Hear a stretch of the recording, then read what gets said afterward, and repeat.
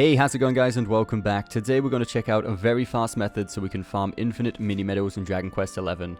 So many people already know by now there's a way of farming them in Gallopolis, which is simply repeating the horse races over and over. However, that method is pretty slow and let's just call it outdated. There's a much faster method we can do. So for this we will need to be in post game as we will need access to the trials. But before we show you the exact method, there's a few things we need to do in preparation. So the first thing we are going to need, which is completely essential, is the half-inch skill for Erik. This is equal to the steal command, so we can steal stuff from the enemies. It also helps out a lot if you got the sticky fingers panel unlocked, which is just up here on Erik's skill panel, which increases the chances of stealing from enemies. If we check out his equipment, it's also going to help a lot if we have 2 pairs of robber's gloves at +3, as this increases the chances of stealing by 5% for each piece. That's a total of 10%.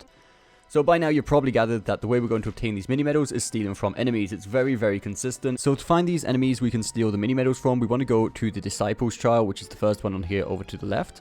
And once we're inside the Disciples trial, we want to simply fall down to the lower level into this room where there's a lot of like slot machines. Down here there'll be these slot machine like enemies. We want to fight those and simply steal from them to get mini medals. We can only steal one from each enemy in each encounter, so you want to steal from one and then simply kill it off and find another one. Sometimes you get lucky and there's 2 inside each fight. It's pretty consistent, so this is definitely the fastest method of farming mini medals.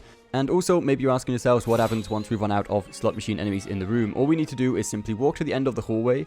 That way we're far enough out of range of the enemy spawn spot, so it actually keeps on spawning enemies, and then simply walk back into the room, and the enemies will have respawned. This saves us having to either exit the room or exit the trial or anything like that. We can get literally as many medals as we like to exchange at the prize center. So I hope you did find this video helpful, guys. If you did, don't forget that thumbs up button, subscribe for more content coming very soon, and we'll see you next time.